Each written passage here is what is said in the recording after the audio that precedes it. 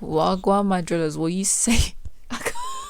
Yes, you read the title correctly. This is going to be a compilation of story times of dentist experiences. Surprisingly enough, I'm not actually one of those people who's terrified of the dentist, but because of recent experiences that I've had, I'm starting to kind of become a bit fearful of the dentists. By recent experiences, I don't mean stuff that's happened inside the clinic. I mean things that have been happening to me personally. Like recently, my wisdom tooth has been kicking my butt. It's been an absolute pain in the backside and it's very quickly become my 13th reason. I know I mentioned it like 2 videos ago that I usually stay up till 3 or 4 a.m. And the other day I was up practically the whole night. I got about 2 solid hours of sleep because my wisdom tooth was just throbbing with pain. It was an awful experience. 0 out of 10. Would not recommend. It hurts. I came prepared though. I was packing with the 2 P's.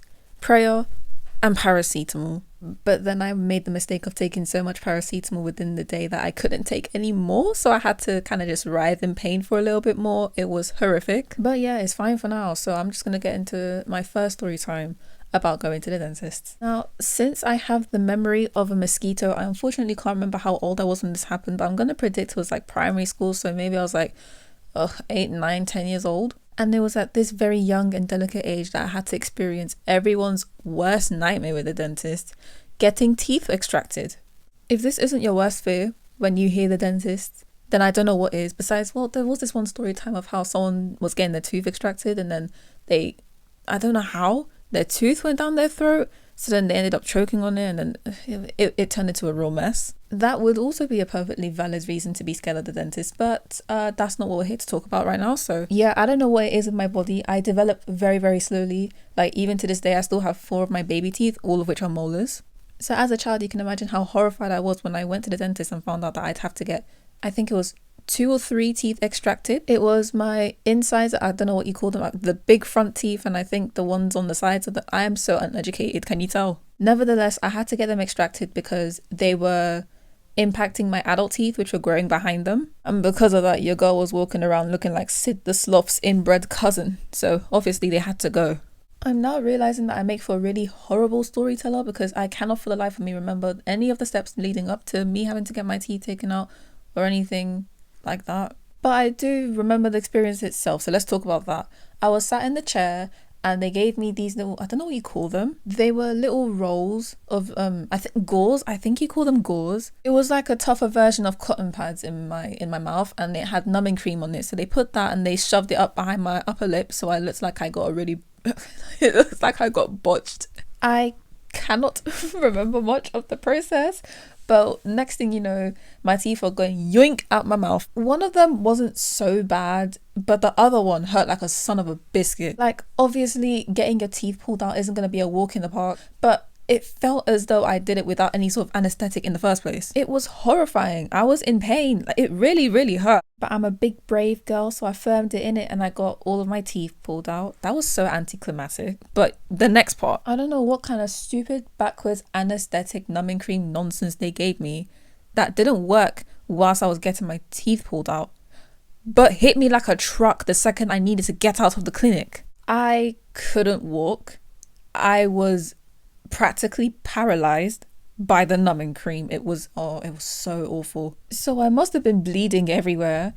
I couldn't walk. I was slurring my words. I was probably crying as well.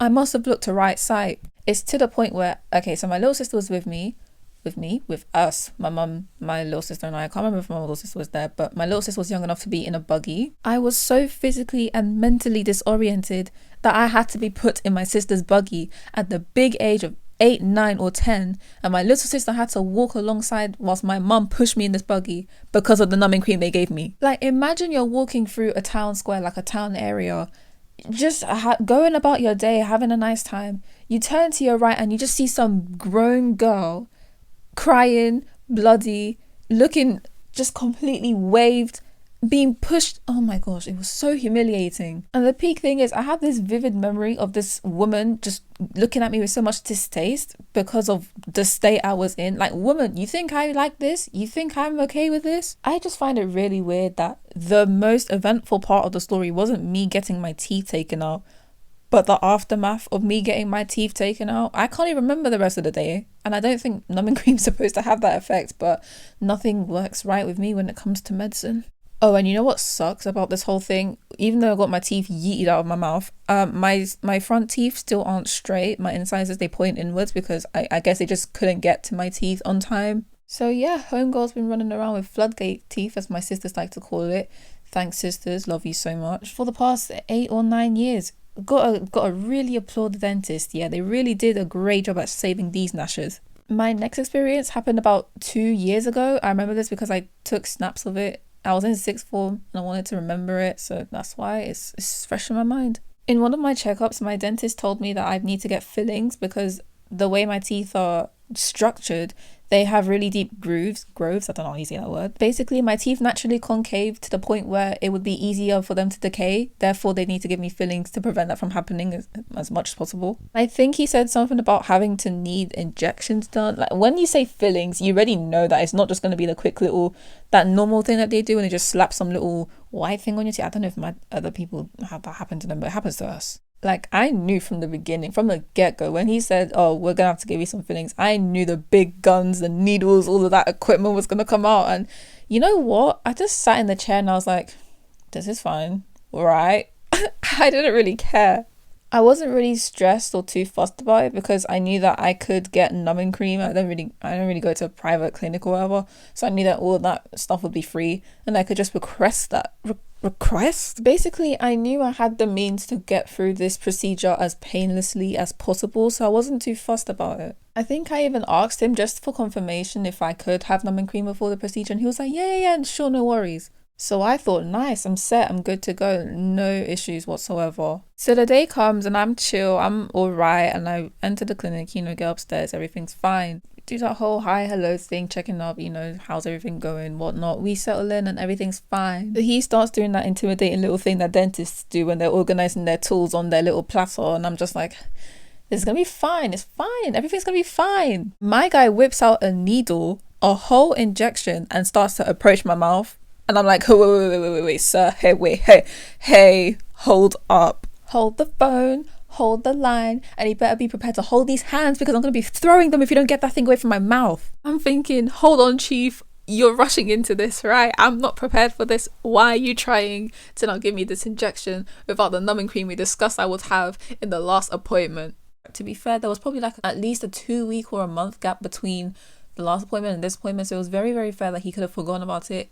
However, because I requested the anesthetic in the last appointment, he should have at least made a note of it, that I would require that or request that. What kind of person wouldn't want to take note of that? So I'm kind of freaking out, and I'm just like, I am not about to experience an unimaginable level of pain just because I cannot speak up, because I'm the type of person when things go wrong in public with things that I've requested, like orders and stuff like that, I'm more likely to just move on with it and not say anything than to raise the issue. I just don't like to cause issues, even though the person's caused issues for me. And maybe in your opinion, getting an injection to the gum isn't that bad, but I'm not a masochist. I don't know about you, so I'd rather not experience that. So in the most confident, assertive and Karen-like voice possible, very disappointed in his lack of ability to remember my requests, I said to him, "Can I have some numbing cream, please?"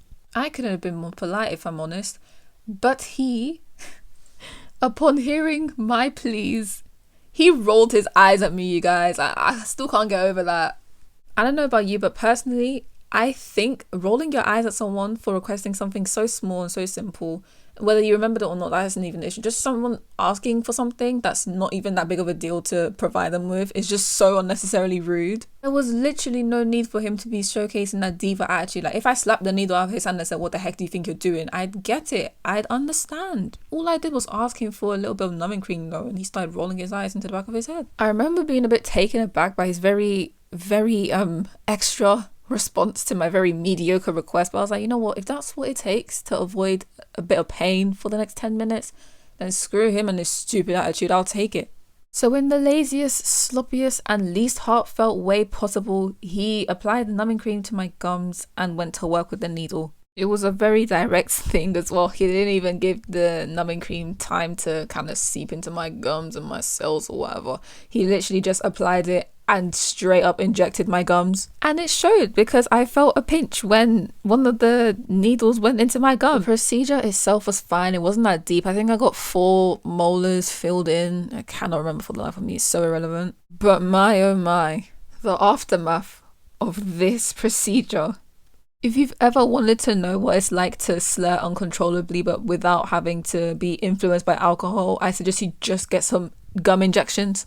Actually, you know what? I don't even know if it was the gum injections or the numbing cream that did this to me, but I was wrecked, man. I could not speak. Not only was my tongue completely lacking any sort of feeling or sensation, my lips were gone, the left side of my face was gone, everything was just gone, man. I couldn't feel anything. Like, I remember taking a snap of myself when I was on my way home and I was just talking to my private story saying, guys, I cannot feel anything. I remember trying to reference The Weeknd, trying to say that I feel like him because, you know, he made a song, Can't Feel My Face When I'm Around You. I can't remember what the title was. It literally felt like my tongue, my lips, and the general left side of my face just ceased to exist. It felt like they were never there in the first place. There was no sensation at all. And it was quite scary, actually. It was funny but scary at the same time. I'll put a clip in of the snap if I can be bothered to find it. Guys, I'm not being funny, yeah.